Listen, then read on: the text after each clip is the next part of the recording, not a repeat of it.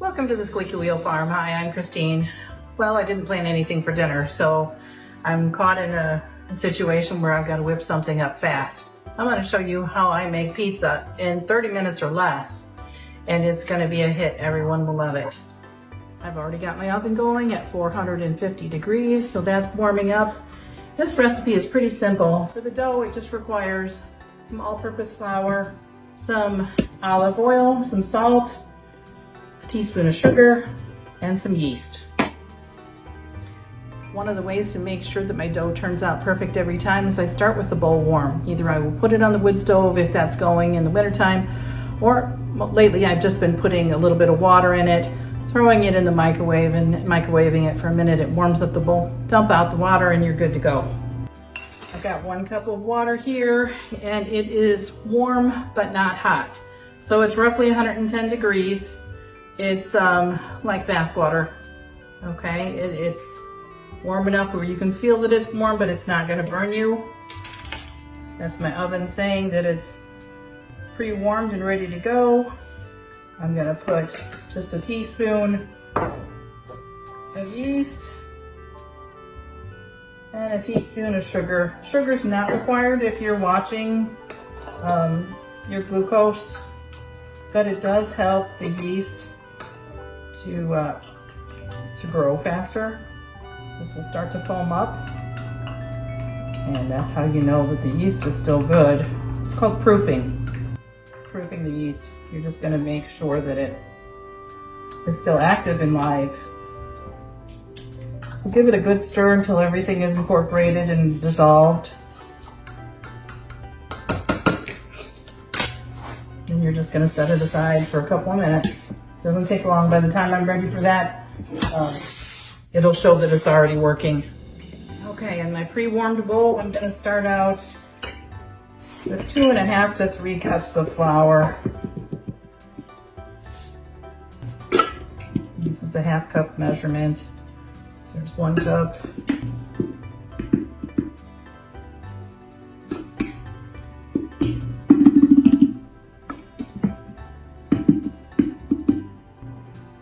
Two cups.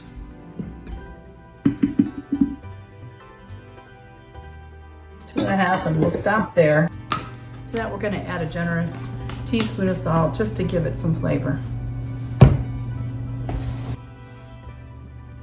Giving that a little quick stir just so that the salt gets incorporated. And I'm going to make a well. Now, if you can see this, the yeast has already started to make a foam on the top.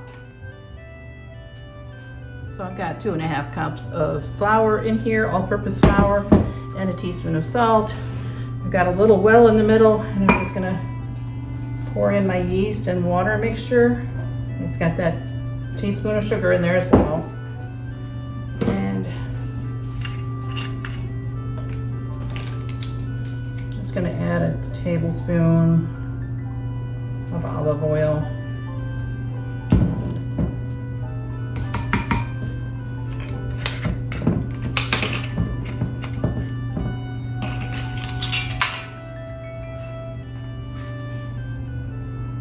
Just give it a little mix. It takes a little bit for the flour to absorb all that water, but it honestly doesn't take long.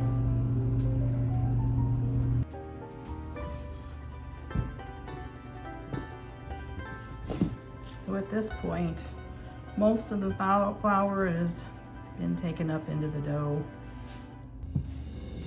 Set that spoon aside. My hands are clean.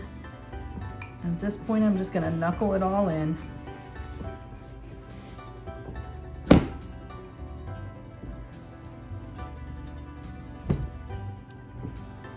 Giving it a turn every now and then to get that flour that's on the bottom incorporated into the dough ball. This doesn't take long, just a couple minutes. And remember when I said it'll take 2.5 to 3 cups of flour. That depends on humidity. It depends on, the warmth of your house and how dry it is and what kind of flour you're using. I'm sure there's a lot of other things involved with the science of it.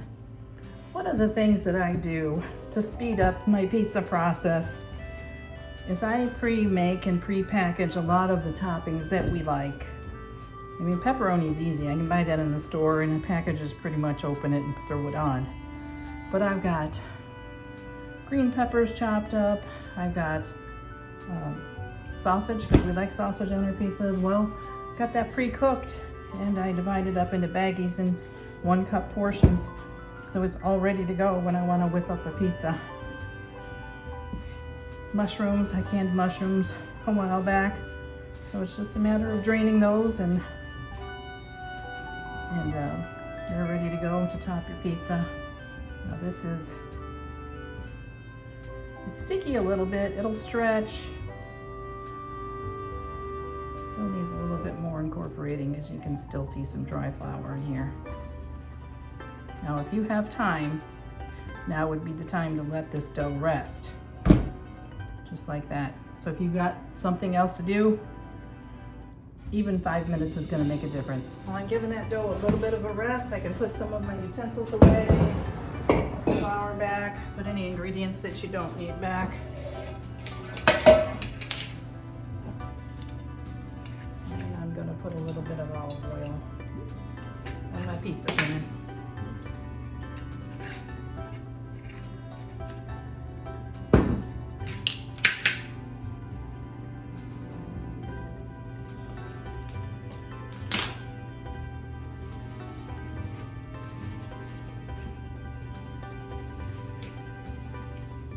If you wanted to make this pizza dough ahead of time, you could do so. You could keep it in the refrigerator for 24 hours. Some people swear by that it helps the gluten,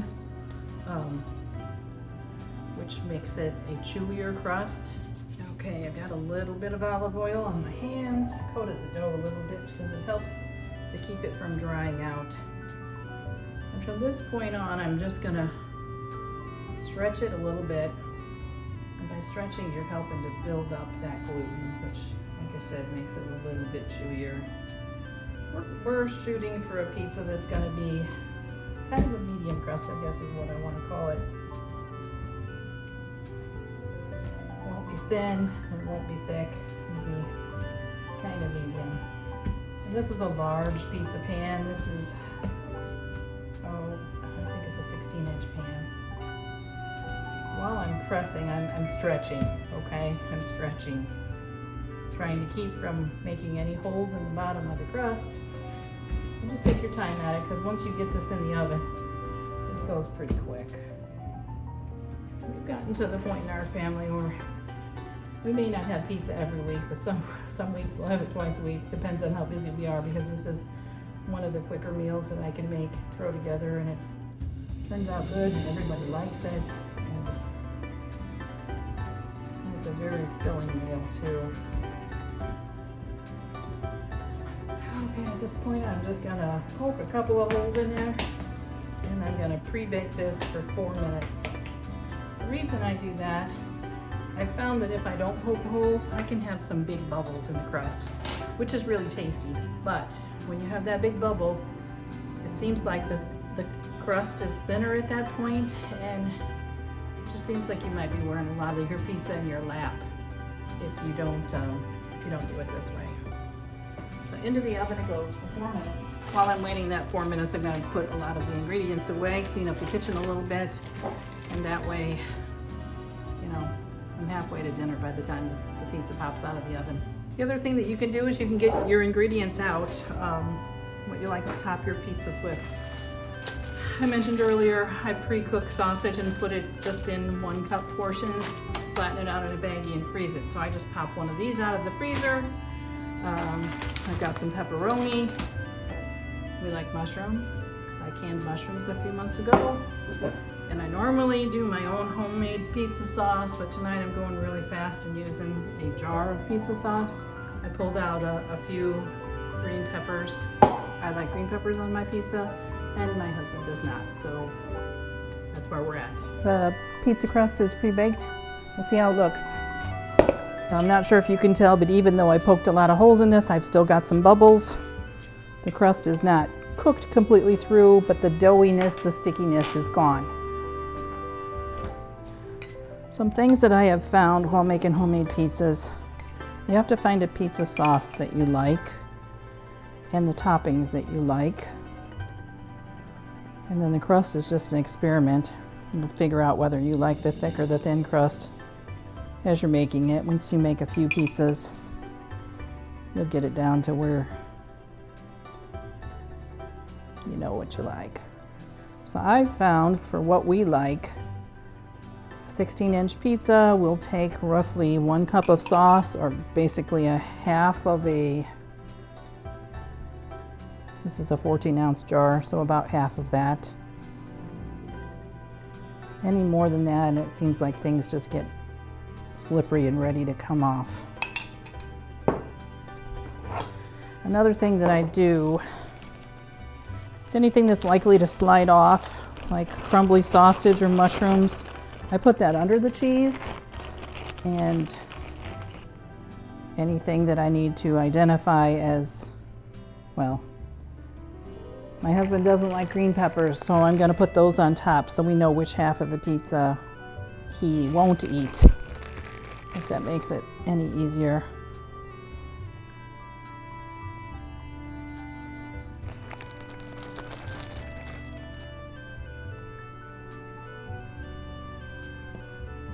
Okay. Mushrooms. We both like mushrooms, so we'll just spread those out.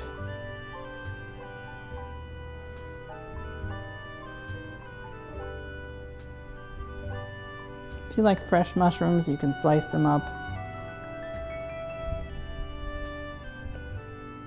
It's just really nice to be able to whip up a pizza with the toppings that you like. And this whole thing cost me really a couple of dollars maybe. The cheese, I think, is the most expensive thing. Meat is expensive, but you aren't using really a whole lot. So that doesn't, isn't really added into the cost. Now, one thing that I've found with pizzas, if you like that really chewy texture and the stringy cheese that just pulls and just looks delicious, you know, like they use in the commercials, use sliced cheese. Sliced cheese will hold together better and give you that texture, that stringiness, and the pull that you wouldn't get from a shredded cheese. And I'm using 2 different kinds of cheese. I'm using both mozzarella and provolone. And the provolone is really, really good for the stretchiness, chewiness, just delicious.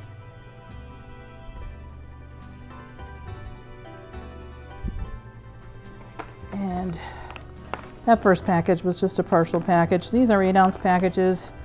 I generally use 1 8-ounce of mozzarella and 1 8-ounce of provolone.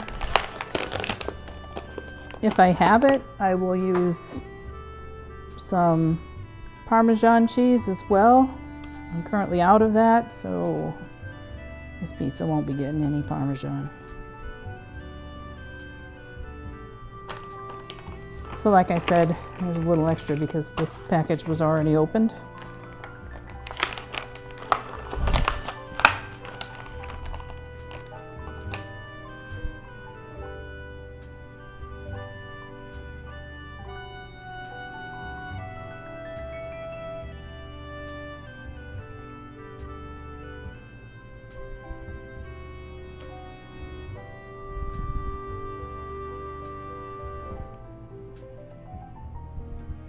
Provolone tastes very similar to mozzarella.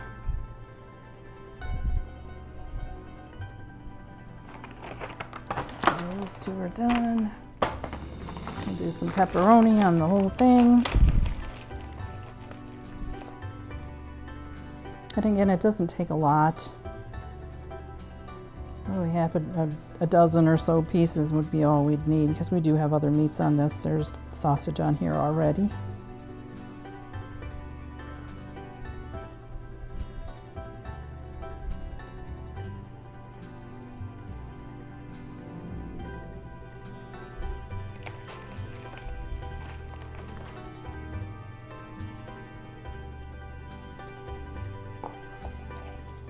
And there, I think that's like roughly a dozen, or 12 pieces of pepperoni.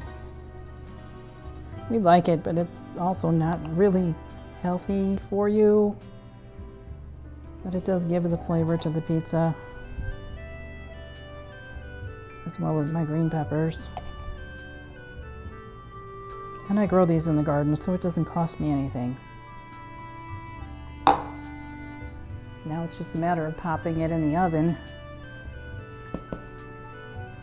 at 450 degrees. And your pizza will take roughly 10 to 14 minutes in the oven, depending on the temperature and a lot of other things, the temperature of your ingredients, how warm your house is already. So just be patient, keep an eye on it, and it'll be done in just a few. And this pizza sauce, I only used half of the jar, so I'm gonna put the date on it, put it back in the refrigerator, and we'll use it up probably in the next couple of days. There's always something that I can use pizza sauce on. If I wasn't gonna use it up in a couple of days, you can put this in a baggie and then just throw it into your freezer and keep it for next week when you have pizza again. Well, there you have it. A large 16-inch pizza in 30 minutes or less. And obviously it looks delicious. Family's gonna love it. It not only saved me money, but it's also gonna save me some time too, because we live in the country and we live at least 30 minutes away from a restaurant or a pizza parlor or anything like that. So 30 minutes and we can be eating. I hope you enjoyed this video. That's all I have for you today. Thanks for watching. Oh, and one more thing. I hope to see you again soon.